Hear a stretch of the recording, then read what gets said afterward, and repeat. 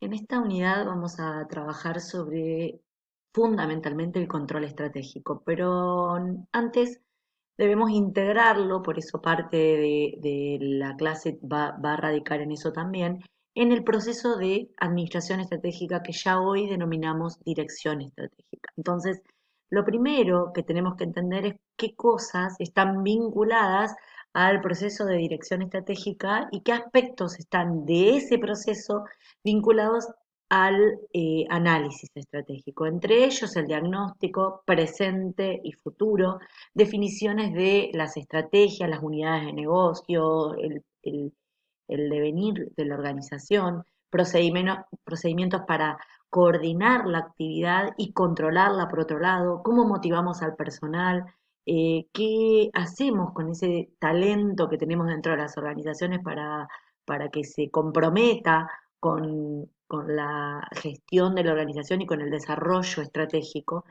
¿Cómo diseñamos un sistema de información que nos permita el control que más adelante vamos a hacer? El objeto de controlar tiene que ver con medir el desempeño de la organización y verificar si ese desarrollo planificado se está pudiendo llevar adelante y qué ajustes hay que hacer por esto de que la organización está en un entorno que es dinámico y que cambia su situación permanentemente. En el mismo sentido, aparece un rol del sistema de dirección que promueve la anticipación, es decir, esa anticipación está asentada en algunos principios o algunos valores que son considerados fundamentales en el sistema de dirección. El primero, la innovación y la creatividad; el segundo, el fomento de la iniciativa o el emprendedurismo empresarial; y el tercero, el hecho de ser dinámicos, flexibles y potenciar la movilidad dentro de la gestión organizacional. Esto es, que la estructura organizativa pueda dar respuesta a ese desarrollo estratégico que se está planteando.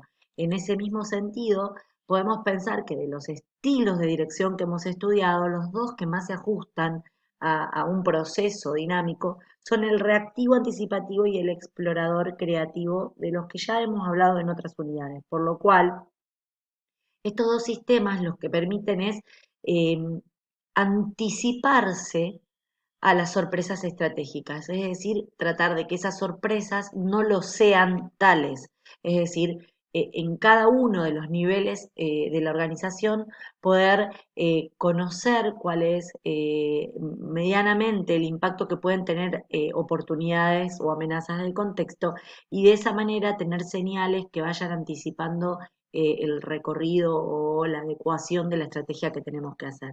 Esto, por supuesto, parte de la visión, y hay un compromiso necesario y ineludible, que es el de conformar una cultura estratégica dentro de la organización, que van a ser los temas del final del encuentro de hoy. Digamos, en otro sentido de cosas, podemos decir que la estrategia tiene dos ejes centrales: uno global, y que este sentido global tiene más que ver con el todo organizacional, y después algunos distintos niveles en función de qué grado de anticipación debe tener esa alerta temprana de la que estamos hablando. Esto es un sistema dinámico de adaptación. De esto se trata, poder anticipar. ¿Cuáles son las características del sistema de dirección para que éste tenga algún éxito en la organización? Tendrá que tener algunas cuestiones asociadas a la participación de todos los miembros, que su formulación sea coherente con la misión y los objetivos organizacionales, que se apoye en sistemas de comunicación integrales, verticales y también horizontales o laterales, que que sea oportuno y flexible, que se pueda adaptar, que sea creativo. Eso es indispensable para que ese desarrollo estratégico pueda tener éxito. En el mismo sentido, y por la dinámica que tiene el contexto o la turbulencia, tenemos que pensar la dirección estratégica en distintos niveles o sentidos. Primero, un control y mantenimiento de la confianza organizacional. Esto tiene que ver con el talento humano, los recursos humanos, el capital humano.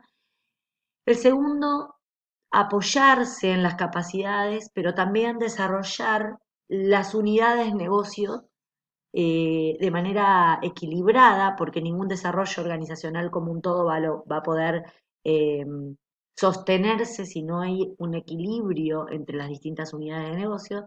Y por tercero, el poder dar respuesta a esas sorpresas estratégicas anticipándonos. Este es el fundamento de un sistema de alertas tempranas que es el que vamos a hablar. Pensamos que por el hecho de tener algunos recorridos de implementación de estrategia, podemos encontrar algunos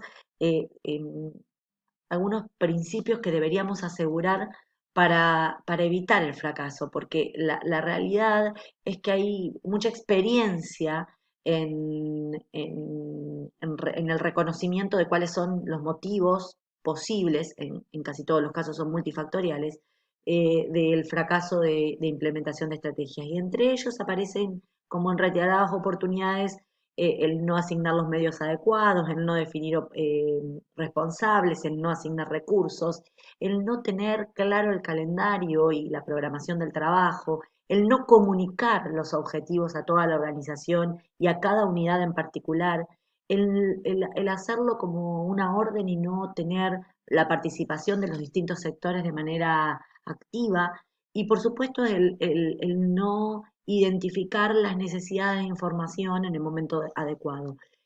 Cuando hablamos de necesidades de información, hablamos de todo aquello que se vuelve necesario para poder controlar. En todo el libro deben haber encontrado en varias oportunidades distintos enfoques de la dirección estratégica, de la planificación estratégica, etcétera, etcétera. En este caso, vamos a hablar de los enfoques de ACOF. Y para centrarnos finalmente en que una dirección estratégica va a estar concentrada en el preactivo y el interactivo o proactivo. La primera planificación se llama inactiva o bottom-up.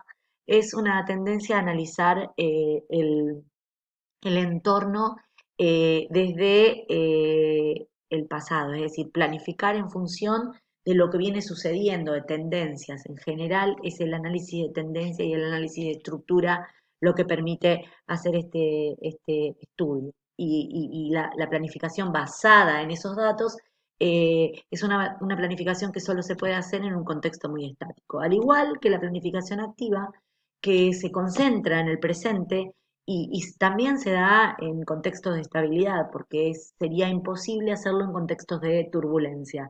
Las otras dos, la proactiva y la preactiva, tienen que ver con un aceleramiento en la introducción de los cambios. Entonces, la planificación preactiva acelera el cambio, explora nuevos entornos, explora oportunidades, busca optimizar los recursos, las capacidades, las fortalezas. Es una planificación centrada en aprovechar oportunidades. En cambio, la planificación proactiva es una planificación que está concentrada en aprovechar todas nuestras capacidades para introducir en el contexto ese cambio. En este caso, se basa en el diseño de alertas tempranas para minimizar las sorpresas estratégicas y ser estos innovadores de ese contexto organizacional. Solo aquellos que son líderes tienen la capacidad de tener una planificación estratégica de tipo proactiva. En todos los casos, pensando en cómo planificar, podemos sí asegurarnos que este mecanismo que muestra un sesgo o un enfoque de esa planificación se hace en distintos niveles. Una planificación integral que contiene dentro una corporativa, la organización como un todo, y una planificación más enfocada en los gaps. El gap de diversificación, que es un gap que apunta a una planificación de crecimiento externo, esto ya lo vimos en el encuentro anterior, y un gap de competitividad que más allá de todo lo que la organización promueva, está buscando conectar con el ajuste del las capacidades que tiene la organización, porque es un crecimiento intensivo hacia el adentro de la organización, es interior. En cualquiera de los casos se promueve un eje de planificación que está más pensado en las dos propuestas finales de los enfoques estratégicos, tanto la interactiva como proactiva y la preactiva o activa promocional del cambio. En todos los casos ese es el sentido.